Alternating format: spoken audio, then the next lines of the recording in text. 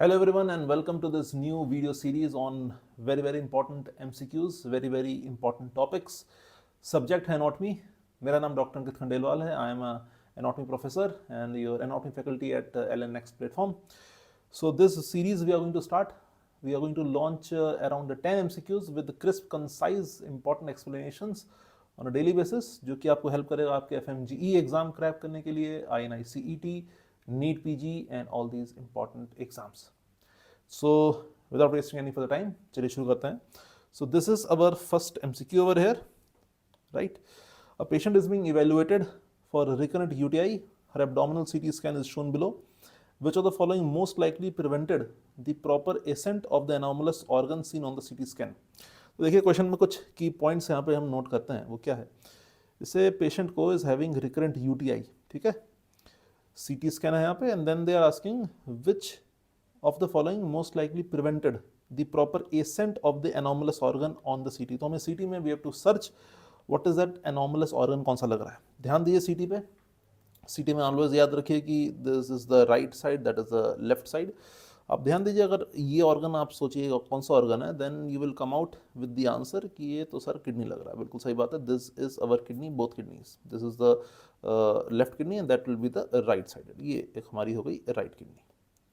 Okay, now you can see this structure over here, a structure that is joining both the kidneys. So it is probably what the CT scan is probably showing us the horseshoe kidney. ठीक है, याद रखिए, this is a horseshoe kidney case. अब question क्या है? The question says that which of the following most likely prevented the proper ascent.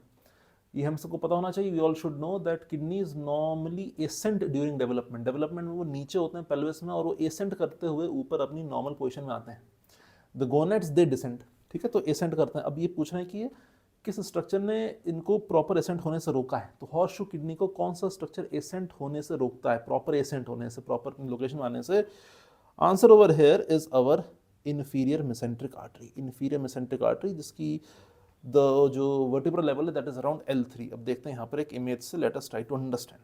देखिए ये image देखिए यहाँ पर, this is the horseshoe kidney over है. ये इमेज यहाँ पर आ रही है, आपके हॉर्सशू किडनी दिखाया जा रहा है यहाँ पर. You can see the joining of both the kidneys, दोनों के लोअर पोल जुड़े हुए हैं. और यहाँ से जो वेसल आ रही है, if I point out with a red arrow over here, ये जो वेसल आ रही है एओर्टा से, this is the inferior mesenteric artery. ये हमारी इन्फीरियर मेसेंट्रिक आर्टरी है.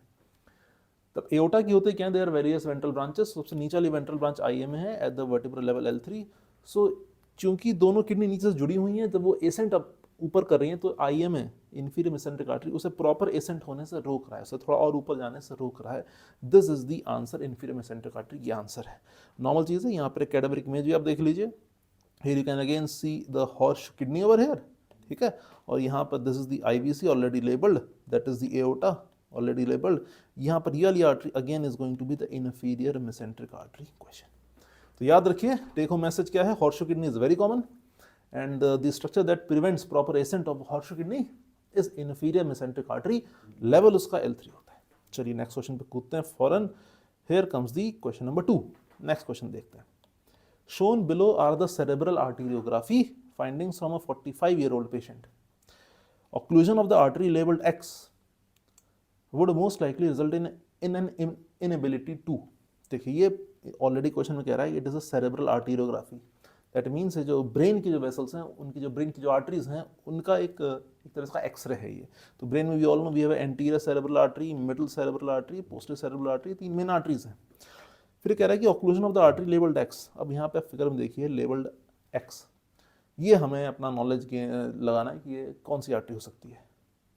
दिस आर्टरी, अगर एक्स को ध्यान से देखिए, it is running on the medial aspect. Therefore this artery, ये कौन सी आर्टरी होगी?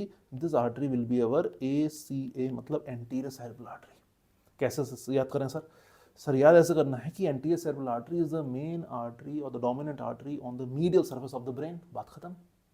उसी तरह से जो आर्टरी साइड में जा रही है, ठीक है, जो आर्टरी साइड में जा रही है, that has to be MCA, because हमारे जो lateral surface of brain का जो main artery is MCA. जो आर्टरी बेसलर से निकलते हुए, ये बेसलर आर्टरी है, निकलते हुए दोनों पीछे तरफ जा रही है, that is a posterior cerebral artery. तो ये तो हो गया जी क्लियर कि आर्टरी हमारी एसी है. अब एसी अगर ब्लॉक हो जाए, ऑक्लूजन ऑफ द एसी क्या होगा? अब एसी क्या कर रहा है? AC is supplying mainly the middle surface. Option देखिए, climb, stage, grip, vessel, swallow food.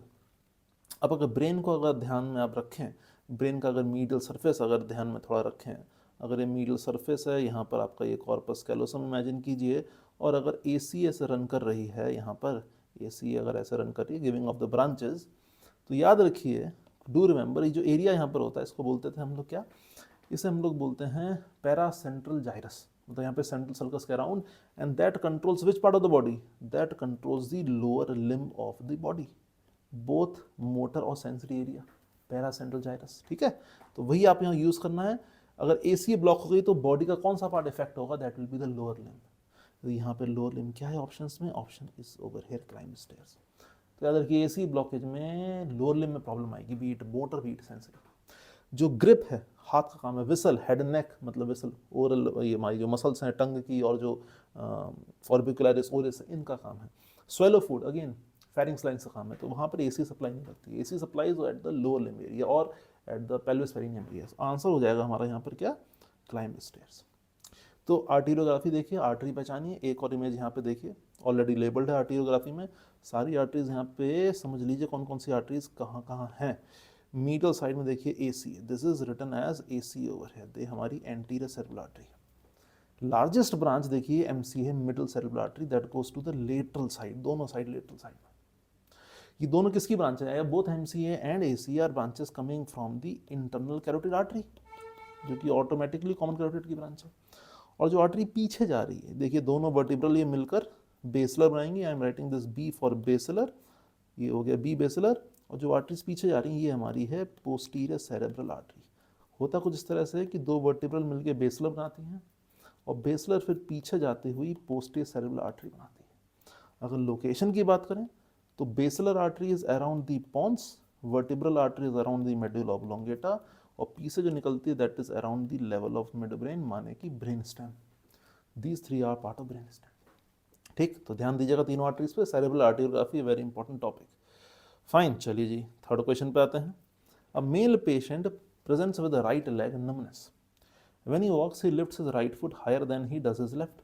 अब अपना एक पैरों ज़्यादा उठा रहा है, इसको क्या बोलते हैं, पहली चीज़ आ गई माइंड में, हाई स्टेपिंग गेट। ये किस केस में होता है हाई स्टेपिंग गेट, मतलब कि इसको फुट ड्रॉप होगा। सब चीज़ दिमाग में भागनी चाहिए, जैसे जैसे क्वेश्चन आए फुट ड्रॉप होगा। ठीक है जी, तो जी he lifts his right foot higher and that his right foot slaps on the ground with each step, जितना ऊपर उठाओगे स्लैप करेगा। और neurological exam he is unable to evert his the right foot, मतलब इवर्जन भी loss है। Loss किसका है, इवर्जन। ठीक है जी, which of the following nerves has most likely been injured. पहले तो थ्योरी समझिए, इमेज बात पे आएंगे। इन्होंने कहा फुट ड्रॉप है, फुट ड्रॉप का मतलब क्या है, which compartment of the leg is involve. इसका मतलब है कि एंटीरियर लेग कंपार्टमेंट इन्वॉल्व हो गया। एंटीरियर लेग मतलब कौन सी नर्व है, मतलब नर्व हमारी है यहाँ पर डीप पेरोनियल नर्व, ये इसका इन्वॉल्वमेंट है। तो एंटीरियर लेग की मसल्स काम नहीं करेंगे, फुट ड्रॉप हो जाएगा, just like wrist drop. Loss of eversion कह रहा है, तो यहाँ पर कौन सी कंपार्टमेंट गया, यहाँ पर हमारा गया लेटरल कंपार्टमेंट। नर्व कौन सी गई, सुपरफिशियल पेरोनियल नर्व। अब ये बेसिक नॉलेज होना हमारा काम है, नहीं तो यहाँ पे याद रखिए कि these two superficial and deep peroneal nerve itself branch है कॉमन पेरोनियल नर्व की। इसका मतलब है ये नर्व गई है। अब कॉमन पेरोनियल किसकी ब्रांच है, it is a branch of sciatic. तो शियाटिक से दो नर्व निकलती हैं, अगर मैं यहाँ पे लिखूँ शियाटिक से दो नर्व निकलती हैं, एक है सीपीएन, एक है हमारी टिबियल नर्व। हमें क्या ढूंढना है इमेजेस में, हमें सीपीएन को ढूंढना है, क्योंकि वी नो कि डीपीएन, डीप पेरोनियल और सुपरफिशियल पेरोनियल दोनों इन्वॉल्व है। अब हमें ढूंढना किसको है क्वेश्चन में या इमेज में, सीपीएन को ढूंढना है। सीपीएन ABCD में से कोई एक होगा। अब यहाँ पे देखिए इमेज, ये जो इमेज है यहाँ पर, ये बेसिकली हमारा पोस्टीरियर व्यू है, ये हमारा एंटीरियर व्यू है। अब देखिए पोस्टीरियर व्यू में दिस इज प्रोबेबली एस से शियाटिक, शियाटिक से जो नर्व नीचे चली आ रही है वो होगी हमारी T से टिबियल, तो जो रह गई A से सीपीएन, आंसर A है। तो दूसरी इमेज में देख लो, दूसरी इमेज में A एंटीरियर व्यू है, C और D, C आगे आ रहा है तो C is deep peroneal anterior leg में गया, और D क्या है सुपरफिशियल पेरोनियल लेटरल लेग में गया। बट आंसर क्या है, आंसर है हमारा CPN, बिकॉज SPN DPN दोनों इन्वॉल्व हैं, सुपरफिशियल डीप दोनों इन्वॉल्व हैं, इसका मतलब CPN इन्वॉल्व है। आंसर हो गया हमारा ऑप्शन नंबर A, ये है हमारा आंसर। तो पहले नॉलेज, फिर थोड़ा इमेज को देखो समझो। यहाँ पे कुछ और इमेजेस आपकी हेल्प करने के लिए, again anterior view, posterior view. पहले पोस्टीरियर समझ लीजिए, शियाटिक से निकली ब्रांच कॉमन पेरोनियल और टिबियल। ध्यान दीजिए टिबियल सीधे पीछे चली जाएगी, क्यों, क्योंकि टिबियल को सप्लाई करना है पोस्टीरियर लेग कंपार्टमेंट, काफ वाली मसल्स वाला एरिया पूरा वो सप्लाई करना है। फिर सीपीएन चली गई साइड में आगे, और याद रखिए सीपीएन को कॉमन फिबुलर नर्व भी बोलते हैं, कॉमन पेरोनियल फिबुलर एक ही चीज़ है। It runs around the neck of fibula, इसलिए it is one of the most common nerves to be injured in lower limb, है ना। अब ये सीपीएन ने डिवाइड की आगे डीपीएन और साइड में सुपरफिशियल फिबुलर, तो ये लेटरल गया, ये एंटीरियर गया। कुछ चीज़ें ध्यान रखिए बेसिक्स, ठीक बात। चलिए ठीक है, तो ये हो गया आपका आंसर। अब आते हैं अगले सवाल पे, चौथा सवाल, फोर्थ क्वेश्चन। 30-year-old मेल, याद रखिए सारे टॉपिक्स बड़े इंपॉर्टेंट हैं, क्वेश्चंस रिपीट हो गए तो कहने क्या, नहीं तो इन्हीं टॉपिक्स में से क्वेश्चन आने फटाफट रिवीजन मारते हैं। 30-year-old male presented after street fight, there is significant soft tissue swelling around the left eye. अब ये लेफ्ट है, ये राइट है, इस आई के अराउंड कुछ स्वेलिंग है यहाँ पे, ठीक है, कोई बात नहीं भाई। इमेजिंग स्टडी रिवील्स अ लेफ्ट ऑर्बिटल फ्लोर फ्रैक्चर। अब अगर ऑर्बिट है ये पूरा, ऊपर रूफ है, नीचे फ्लोर है, एक तरफ मीडियल वॉल, एक तरफ लेटरल वॉल, इन्होंने कहा जी फ्लोर में फ्रैक्चर है, ठीक बात। उन्होंने कहा कि लेफ्ट ऑर्बिटल फ्लोर फ्रैक्चर है with fluid accumulation in the. अभी खुद देख लिए, इतना मुश्किल सवाल नहीं है। यहाँ पे आप दोनों देखिए, अगर आपको ऑर्बिट समझ में आ गया है कि जी ये हमारा राइट साइड का ऑर्बिट है, ये लेफ्ट का ऑर्बिट है, ठीक है। इन्होंने कहा जी लेफ्ट ऑर्बिट के फ्लोर में यहाँ पर फ्रैक्चर हो गया है। अब ऑर्बिट के नीचे क्या है, यहाँ ऑर्बिट है, इसके अंदर आँख है, इसके नीचे क्या है, ये क्या है, ये ब्लैक इस इमेज में आ रहा है, that is the maxillary sinus, ये हमारा मैक्सिलरी साइनस है। अब यहाँ पे देखिए मैक्सिलरी साइनस हेजी क्यों हो रहा है, क्योंकि ऑर्बिटल कंटेंट, फ्लोर का जब फ्रैक्चर हो गया तो ऑर्बिट के अंदर जो कंटेंट है वो, क्योंकि ये फ्लोर ही टूट गई है तो नीचे आ गए। तो यहाँ पर आप देखेंगे मैक्सिलरी साइनस जो लेफ्ट वाला है वहाँ पर कुछ ऑर्बिट से कंटेंट नीचे आ गए। क्वेश्चन क्या है, imaging study reveals a left orbital floor fracture with fluid accumulation. Simple सीधा सवाल है कि भाई लेफ्ट मैक्सिलरी साइनस में आ गया है, बात हो गई खत्म। मैक्सिलरी साइनस आपको इमेज में दिख भी रहा है, और इतनी ग्रॉस एनाटॉमी तो क्लियर होनी भी चाहिए कि कहाँ पे ऑर्बिट है, कहाँ पर मैक्सिलरी साइनस है, राइट। चलिए एक और इमेज देख लीजिए, बात वही सेम है, इसमें कुछ और साइनसेस दिखाए गए हैं, कोई बात नहीं, थोड़ा बहुत ये भी देख लेते हैं। ये हमारे हो गए मैक्सिलरी साइनस, ये देखिए सारे ये टर्मिनेट्स हैं, ये जो सारे आ रहे हैं यहाँ पर, these are all the terminates बोल दीजिए, कॉन्का बोल दीजिए, ठीक है। तो टर्मिनेट्स भी यही हैं, कॉन्का भी यही है। कितने होते हैं याद रखिए, सुपीरियर, मिडल, इन्फीरियर, कॉन्का। और याद रखिए इसमें एक और क्वेश्चन बहुत आता है, सुपीरियर मिडल किस बोन के पार्ट है, इथमॉइड के पार्ट है, इन्फीरियर कॉन्का ये सेपरेट बोन है, याद रखने की बात है, पहले के पुराने सवाल हैं। तो यहाँ पर सारे कॉन्का, ये वाली जो साइड है ये हमारी इथमॉइड एयर साइनसेस की साइड है। सर स्फेनॉइड एयर साइनस का पीछे होता है, स्फेनॉइड एयर साइनस पीछे होता है, फ्रंटल ऊपर की तरफ होता है, ऑर्बिट रूफ के ऊपर, ठीक। तो ये बेसिक है, याद रखिए। ये क्या दिख रहा है, ये हमारे मैक्सिला के टीथ हैं, ये मैक्सिला यानी कि अपर जॉ के टीथ हैं, ये हमारा पूरा ऑर्बिट आ गया यहाँ पर, राइट। बेसिक कुछ चीज़ें क्लियर होनी चाहिए। चलिए तो ये था हमारा सवाल नंबर 4। अब आ जाइए अगले सवाल पे, let's come to the fifth question. Fifth question से 63-year-old complains of having to strain on urination. Image देखिए, वो एज देखिए, सेक्स देखिए, मेल है, स्ट्रेन करना पर यूरिनेशन, आपको पता है किसकी बात हो रही होगी, इसके अराउंड बात है शायद। Patient feels much better several weeks after starting doxazosin अगर फार्मा पे जाएंगे तो ये ब्लॉकर्स हैं, alpha blockers. Involvement of which of the following structure is most likely responsible for the patient symptom. ये पहली लाइन से क्लियर है कि ऑर्गन है यहाँ पर प्रोस्टेट, ऑर्गन तो प्रोस्टेट है। अच्छा अब ये क्या पूछना भाई, इसमें आप प्रोस्टेट पहचान सकते हो, कोशिश करते हैं भाई, कोशिश करने में क्या दिक्कत है। वाइट कलर, सीटी स्कैन देखिए, वाइट कलर की तो बोन है, ये तो क्लियर है। अब देखिए बोन ये कौन सी लग रही है, ये तो हमारी आ गई हिप बोन साइड में, उसमें आप फीमर भी कह सकते हैं, फीमर का हेड सा लग रहा है यहाँ पर। चलिए हिप बोन है या हिप जॉइंट के अराउंड का सेक्शन है ये। पीछे एक बोन और दिख रही है, हो सकती है सैक्रम हो, सैक्रम या कॉक्सिस का पार्ट है, ठीक है जी ठीक। अच्छा अब ABCD E ये सारी EF बल्कि F तक लेबलिंग है, बस कोई बात नहीं, हमें प्रोस्टेट ढूंढना है। अब हमें क्या ढूंढना है, प्रोस्टेट। अब देखिए याद कीजिए, छोड़िए इसको, सोचिए ग्रॉस एनाटॉमी पे आइए, प्रोस्टेट कहाँ मिलेगा, कहाँ मिलना चाहिए प्रोस्टेट को। अगर आप पेल्विस को याद रखें तो देखिए पीछे होता है, मेल पेल्विस में खासकर पीछे आ गया ये रेक्टम एनल कैनाल, आगे तो यूट्रस है नहीं, आगे क्या है, आगे की तरफ देखिए यहाँ पर रखा हुआ है ब्लैडर, है ना। ब्लैडर के नीचे क्या है, यूरेथ्रा, यूरेथ्रा जा रहा है नीचे, फिर वो पेरिनियम में जाएगा। Then urethra will enter different part of penis करते हुए, डिफरेंट पार्ट्स यूरेथ्रा होते हैं, प्रोस्टेट, आपके membranous urethra, spongy urethra, bulbar, सब कुछ। अब प्रोस्टेट कहाँ होता है? प्रोस्टेट कहाँ होगा? प्रोस्टेट होता है भाई ब्लैडर के नीचे। अब साइज बढ़ा रहा है, यहाँ पर साइज बढ़ा रहा है, बीपीएच अभी 63 ईयर ओल्ड मेल, तो हमें प्रोस्टेट कहाँ मिलेगा? अगर सीटी कौन सा सेक्शन है? एक्सियल सेक्शन है, ट्रांसो सेक्शन, हमें रेक्टम एनल कैनाल के आगे की तरफ मिलना चाहिए। चलिए इतनी बेसिक बात है, अब आप ढूंढने की कोशिश करते हैं। अब यहाँ पे रेक्टम एक्टम कहाँ ढूंढे, एंटी पोस्टीरियर कैसे पहचान करें? देखिए पीछे अगर ये बोन दिख रही है तो मान के चलिए सैक्रम है, वैसे आगे प्यूबिक सिम्फाइसिस हो सकता है, बट वो एक तरह कार्टिलेज है। लेकिन अगर आप बीच के स्ट्रक्चर देखेंगे, if you look at the middle structures in the mid line, आप देखेंगे ल्यूमन है, ठीक है, इतना बड़ा ल्यूमन है, तो ये जो पार्ट है ये हमारा रेक्टम या एनल कैनाल वाला पार्ट आ गया है। ओके, तो प्रोस्टेट कहाँ है? उसके जस्ट आगे है। उनके बीच में फेशिया वगैरह सब कुछ होता है, डेनविलियस फेशिया वगैरह सब होता है, लेकिन प्रोस्टेट रेक्टम के आगे है। तो यहाँ पर जो प्रोस्टेट है वो ए साइज में, ये है हमारा प्रोस्टेट, जो कि साइज बढ़ गया है। सी होगा, उसके ऊपर कह सकते हैं आप ब्लैडर आगे रखा हुआ है, तो सी वाला पार्ट ब्लैडर का हो जाएगा, यूरिनरी ब्लैडर आ गया, ठीक है। ई जो है आगे, it could be a lower part of muscle. Muscle कौन सी होती है आगे? एब्डोमिनल, रेक्टस एब्डोमिनस मसल होगी, ठीक है। ये डी डी डी क्या है यहाँ पे? जो बी के बगल में, रेक्टम के बगल में जो डी है यहाँ पर, ये क्या होगा? ये ब्लैक कलर का फोसा है। याद कीजिए, थोड़ी बहुत एनाटॉमी पे आ जाए, एक टॉपिक होता है, इसका नाम होता है इस्चियोरेक्टल फोसा, इस्चियोएनल फोसा ही बोलते हैं। तो ये वाला पार्ट हो गया। एफ क्या है? एफ क्योंकि ऑप्शन में नहीं है, बट फिर भी पीछे की मसल्स हैं, ग्लूटियस मैक्सिमस होगी। आंसर है हमारा ऑप्शन नंबर ए, इसे नहीं भूलना, ये प्रोस्टेट है, इस तरह से चलना है, ठीक। एक देखिए लेबल्ड इमेज यहाँ पर, ये भी आप देख लें, पहचानने में आएगा। ये हमारा यहाँ पर इन्होंने बोला है इस्चियोएनल फोसा है, इस्चियोरेक्टल फोसा। रेक्टम के अराउंड मीसोरेक्टम है, रेक्टम के आगे प्रोस्टेट के आगे ब्लैडर रखा है, उसके ऊपर सुप्रावेसाइकल फोसा है और ब्लैडर के साइड में पैरावेसाइकल फोसा है, ठीक। ये आप पहचान सकते हैं। पहचानिए चीज़ को उसके ल्यूमन से, इतना बड़ा ल्यूमन रेक्टम ही मिलना है, ठीक। बात हो गई ये। अब आते हैं हमारे छठे सवाल पे। आधी आधी लड़ाई हो गई, आधी लड़ाई बची है अभी, 5 सवाल हो गए, 5 और जल्दी जल्दी करते हैं। 27-year-old comes to his doctor complaining that the floor of the mouth is painful and swollen.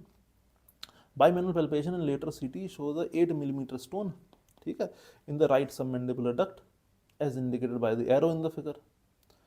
If the submandibular duct is partially obstructed, where would the physician observe salivation in the oral cavity after applying pressure to the right submandibular gland? इतना लंबा चौड़ा सवाल है, मतलब ये है that there is a stone in the submandibular duct, ठीक है। उन्होंने कहा कि अगर सबमैंडिबुलर ग्लैंड को आप कुछ प्रेशर लगाएंगे तो वहाँ पर आपको सलाइवेशन कहाँ मिलेगा? बेसिकली क्या पूछना चाह रहे हैं कि जो सबमैंडिबुलर डक्ट है, क्वेश्चन की आत्मा पकड़ो, सबमैंडिबुलर डक्ट है, इसकी ओपनिंग कहाँ है भाई? वही तो आपको मिलेगा, थोड़ा सलाइवेशन जो होगा पार्शियल ऑब्स्ट्रक्शन है। सबमैंडिबुलर डक्ट की ओपनिंग कहाँ है?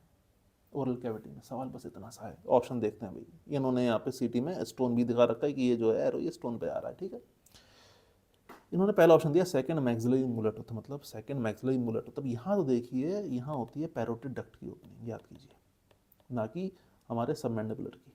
ओरल वेस्टिब्यूल, वेस्टिब्यूल क्या होता है? हमारा दांत और जो चीक्स हैं उसके अंदर से अगर बात करें, दांत या गम्स और चीक्स के बीच की जगह है, उसे वेस्टिब्यूल बोलते हैं। अगर ऐसा करें तो ये वाला पार्ट वेस्टिब्यूल है। सबलिंगुअल फोल्ड क्या होता है? देखिए जीभ के नीचे, सबलिंगुअल मतलब सब मतलब नीचे, एक फोल्ड होता है जहाँ पर कि सबलिंगुअल ग्लैंड पड़ा होता है या रखा होता है, तो वो सबलिंगुअल फोल्ड है। फ्रेनुलम क्या है? फ्रेनुलम पता है कि जीभ, आप किसी की जीभ आप ऊपर करके देखेंगे तो यहाँ पर एक बीच में, मतलब जीभ के नीचे की तरफ एक फोल्ड ऑफ म्यूकस मेम्ब्रेन मिलती है, वो होता है हमारा फ्रेनुलम। कह रहा है फ्रेनुलम मिलेगा क्या? समझते हैं। देखिए अगर फ्लोर ऑफ माउथ आप देखोगे, ये हमारा एरिया है सबलिंगुअल फोल्ड का, और जो सबमैंडिबुलर डक्ट खुल रही है ना, वो एकदम फ्रेनुलम के पास आके खुलती है। आंसर आएगा इसमें हमारा, अगर इन चारों ऑप्शन में लिंगुअल फ्रेनुलम, ये होगा हमारा बेस्ट आंसर, क्योंकि ABC तो रूल आउट कर ही दीजिए। सबलिंगुअल फोल्ड में तो सबलिंगुअल ग्लैंड रखा होता है ऑप्शन नंबर सी में, तो आपको जो सलाइवेशन मिलेगा एकदम फ्रेनुलम की टिप पे आपको सलाइवेशन, अगर आप मैंडिबुलर डक्ट को यहाँ पैल्पेट करेंगे, सलाइवेशन एकदम यही मिलना है, सलाइवेशन एकदम यहाँ पे मिलना है, ठीक। एक इमेज से और समझते हैं बेटर। ये देखिए फ्रेनुलम क्लियर, ये है सबलिंगुअल फोल्ड जो ऑप्शन सी था। ये पोजीशन बताता है सबलिंगुअल ग्लैंड की, याद रखिए जीभ के नीचे। और यहाँ पर एकदम फ्रेनुलम के पास ये ओपनिंग किसकी है? सबमैंडिबुलर डक्ट की ओपनिंग है। सबलिंगुअल जो हमारा फोल्ड के जो एंटीरियर ओपनिंग है, जिसे हम सबलिंगुअल पैपिला भी बोल देते हैं, सबलिंगुअल पैपिला बोल देते हैं, यहाँ पर ओपनिंग है। और यहाँ पे आपको कुछ ब्लू कलर की कभी कभी आप देखें अगर शीशे में तो वेन्स होती हैं, आर्टरीज भी डीप हैं वो भी मिलेंगी, पर वो सब होती हैं वहाँ पर। आंसर हो गया हमारा इसका क्या, ऑप्शन नंबर डी। तो याद रखिए सारे सलाइवरी ग्लैंड कहाँ का ओपन हो रहे हैं कहाँ नहीं ओपन हो रहे हैं वो ज़रूरी है। तो आइए अब 7th क्वेश्चन पे। 56-year-old male smoker is being evaluated for right shoulder pain. You suspect malignancy in the location marked by the star. ठीक है, तो याद रखिए स्टार कहाँ पर बना है जी, स्टार ये बना हुआ है, आपको दिख ही रहा होगा। तो स्मोकर है, शोल्डर पेन है और मैलिग्नेंसी की एक तरफ लोकेशन दी है। Which additional finding is likely to be present in this patient as a result of local tumor extension। उन्होंने कहा जी इसके अलावा आपको क्या लग रहा है एडिशनल फाइंडिंग और क्या मिलेगी। देखिए जो भी आप सवाल कर रहे हैं, whatever question we are doing right now, most of देखेंगे दे आर इंटीग्रेटेड क्लिनिकल, दिमाग लगाना पड़ेगा थोड़ा, ठीक है। खाली ग्रॉस रॉट लर्निंग से काम नहीं होगा, रटने से काम नहीं चलेगा यहाँ पे।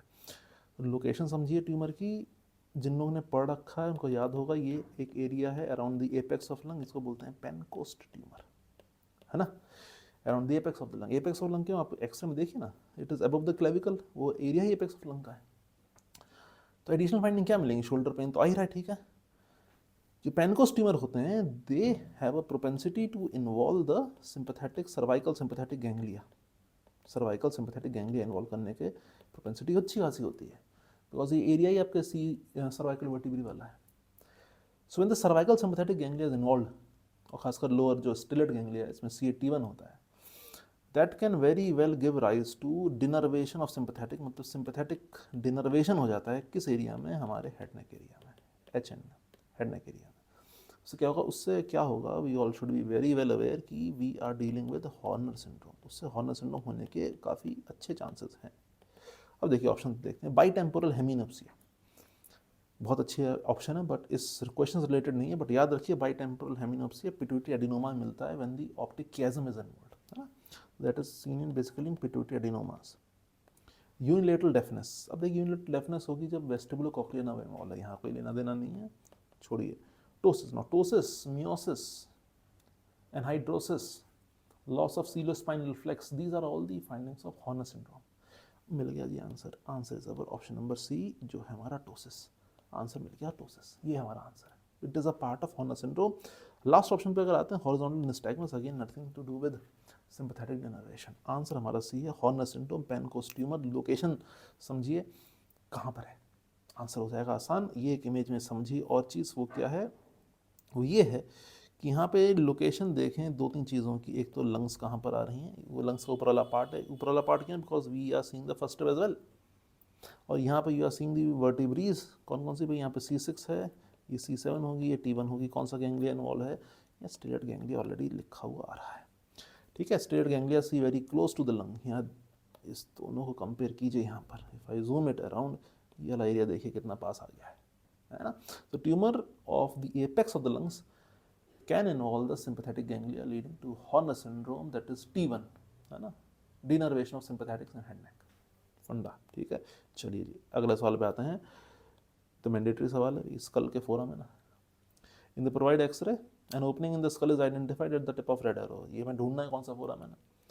If the nerve that traverses this opening were damage, what sign और symptoms would most likely be seen in the patient. दो तीन चीज़ें, पहले तो फोरामेन पहचानिए, फिर पहचानिए कि इसमें से भाई नर्व कौन सी पास करती है, उसका फंक्शन क्या है, उसके रिलेटेड हमें आंसर ढूंढना है। इसको मैं सहूलियत के लिए थोड़ा जूम कर देता हूँ, I hope you can see it very well now. Arrow जो पड़ा हुआ है, the arrow is pointing over here, Oval shaped foramen है, नाम है जिसका फोरामेन ओवेल, ठीक है। इसके पीछे वाला जो फोरामेन है, अगर मैं एक और एरो ले जाऊँ यहाँ पर, दिस इज स्पाइनोसम। क्वेश्चन है जी फोरामेन ओवेल पे, क्लियर होनी चाहिए, पर फोरामेन आ गया, फोरामेन ओवेल कौन सी नर्व पास करती है यहाँ से, we all should be remembering the mnemonic male, MALE, male से था मैंडिबुलर नर्व, बड़ी इंपॉर्टेंट नर्व है। ए से था एक आर्टरी है, L से लेसर पेट्रोसल नर्व, ई से एमिसरी वेन, तो नर्व हैं दो, मैंडिबुलर और लेसर पेट्रोसल नर्व। देखिए इनके रिलेटेड कोई ऑप्शन है क्या, unilateral muscles of facial expression paralysis, भाई ये तो 7th नर्व की बात कर रहा है, तो ये तो आंसर होगा नहीं। Unilateral muscles of mastication paralysis, मतलब ये 5th नर्व की बात कर रहा है, V3 मैंडिबुलर, बिल्कुल बढ़िया आंसर लग रहा है, पहले तो इसे टिक मार्क कर देते हैं, है ना, ये तो लग रहा है अपने को। आगे ऑप्शन और भी देख लेते हैं, पैरेस्थीसिया ऑफ अपर लिप चीक, ये तो V2 की बात हो रही है, मतलब V2 बोले तो मैक्सिलरी नर्व, कहाँ से पास करती है, नॉवेल्स एंड आई स्पाइनोसम से पास करेगी, रोटेंडम से, और डिक्रीज लाइक्राइमेशन, अगेन वो 7th नंबर की ही ग्रेटर पेट्रोसल है। आंसर हो गया हमारा बी। अगली इमेज है, स्क्रीनशॉट इसका ले लीजिएगा, सारे फोरामेन हैं, मेन ये आप देख रहे हैं क्रेनियल फोसा, सारे इंपॉर्टेंट फोरामेन से उनसे क्या क्या पास कर रहा है सब कुछ है डिटेल यहाँ पे। यहाँ जो क्वेश्चन आया था अभी जिसकी बात हम कर रहे हैं दैट वाज अबाउट ओवेल, और ये कुछ मेजर स्ट्रक्चर्स थे जो कि ओवेल से पास करते हैं, बाकी सारे इंपॉर्टेंट हैं। वो डेटावाइज से याद करना चाहिए, डेली 2-4 बार पढ़िए, 5-6 दिन में याद हो जाएगा, कोई दिक्कत नहीं है, हार्डली टेक्स 5-10 मिनट्स। चलिए जी, ये था हमारा सवाल नंबर 8। आखिर के 2 सवाल आते हैं 9 नंबर पे। 32-year-old complains of periodic dyspnea, dizziness and sharp chest pain. Her chest X-ray is shown below. The arrow points to which structure? ओहो, तो यंग फीमेल है, आपको डिस्निया, डिजनेस, चेस्ट पेन आ रहा है, एरो कहाँ पे है? एरो आई हो सबको दिख रहा है, ऑप्शन देखिए, मैच करते जाइए। वन ऑप्शन है सुपीरियर वेना केवा, क्या लोकेशन होती है एसवीसी की? एसवीसी कहाँ पर मिलेगा? एसवीसी देखिए, एसवीसी जो है superior vena cava, it is found by the 2 brachiocephalic veins, जो कि स्टेनोक्लेविकुलर जॉइंट के थोड़ा नीचे होता है, and then around the second costal cartilage it enters into right atrium. तो अगर हम बात करें ना तो एसवीसी की लोकेशन रफली आप मान के चलें कुछ यहाँ से यहाँ होगी, एक रफ लोकेशन बता दूँ एसवीसी की, तो ये तो एरो पे है नहीं, हटाइए इसको। राइट एट्रियम, अगर हम हार्ट की एनाटॉमी बात करें तो दी बॉर्डर्स ऑफ द हार्ट, अगर हार्ट ऐसे बना दें तो right border of the heart is found bye right atrium. ये कौन से बॉर्डर पे एरो है? एरो है जी राइट एट्रियम पे, राइट बॉर्डर पे, तो आंसर राइट एट्रियम हो गया। और ऑप्शन में देखो, राइट वेंट्रिकल, देखिए राइट वेंट्रिकल जो है that is formed anteriorly, right border नहीं बनाता, it forms the sternocostal surface. तो अगर मैं आपको डॉट डॉट बनाऊँ ना, this would be the location of RV. IVC, अब देखिए आईवीसी तो देखिए उल्टा, आईवीसी नीचे से आ रहा है ऑब्वियसली, यहाँ से राइट साइड में नीचे से एंटर करेगा, लिवर के पीछे से एंटर। अगर मैं पूछूं आपसे किस वर्टिब्रल लेवल पे एंटर करता है, आंसर होगा T8, I8, 10 XZ12 न्यूमेरिक था ना, opening through diaphragm, IVC T8। Answer क्या होगा? आंसर घूम फिर के हमारा होगा राइट एट्रियम। एक इमेज में आप समझ लीजिए, सारे इसमें हार्ट के मेन जो बॉर्डर्स हैं इसकी बात हो रही थी क्वेश्चन में। आरबी ये बीच में sternocostal surface, LV left border बनाता है, क्या बच गया? एलए बच गया। एलए होता है पीछे, forming the base of the heart, LA पीछे, ठीक। चलिए जी, last question, congratulation for today. Topic याद रखना, 10 के 10 टॉपिक बड़े इंपॉर्टेंट हैं, ठीक है, बाकी मिलेंगे नेक्स्ट वीडियो में जल्दी। 10 पढ़ लीजिए अभी आज। 52-year homeless is being evaluated for 2 episodes of painless hematuria. Okay.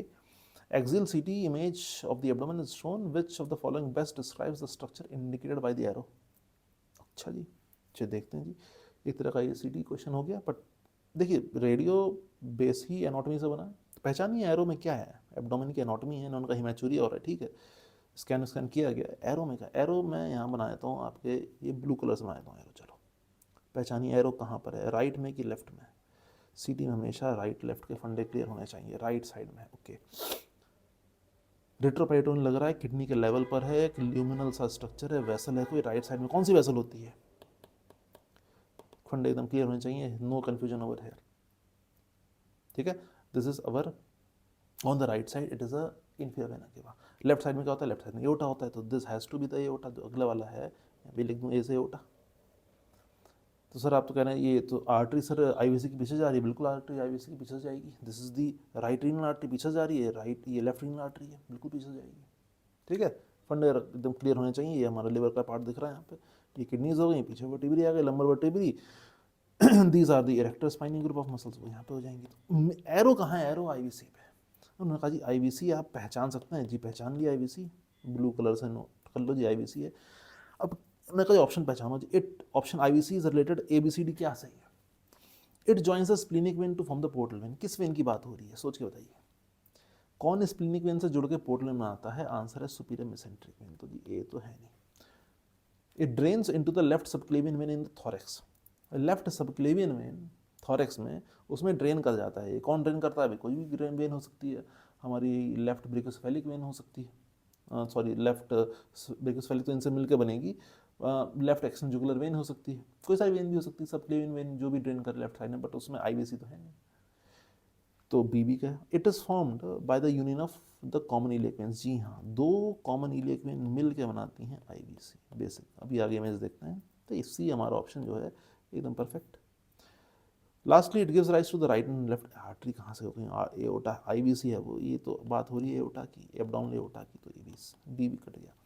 एक बार ये देख लीजिए ज़रूर ध्यान से, किस तरह से दो कॉमन इलियक वेन मिलके, किस तरह से दो कॉमन इलियक वेन, यहाँ पर अगर मैं एरो से दिखा दूँ तो ये है कॉमन इलियक वेन एक साइड में, ये है दूसरी साइड में कॉमन इलियक वेन, ये मिलके किस तरह से आईवीसी बनाते हैं।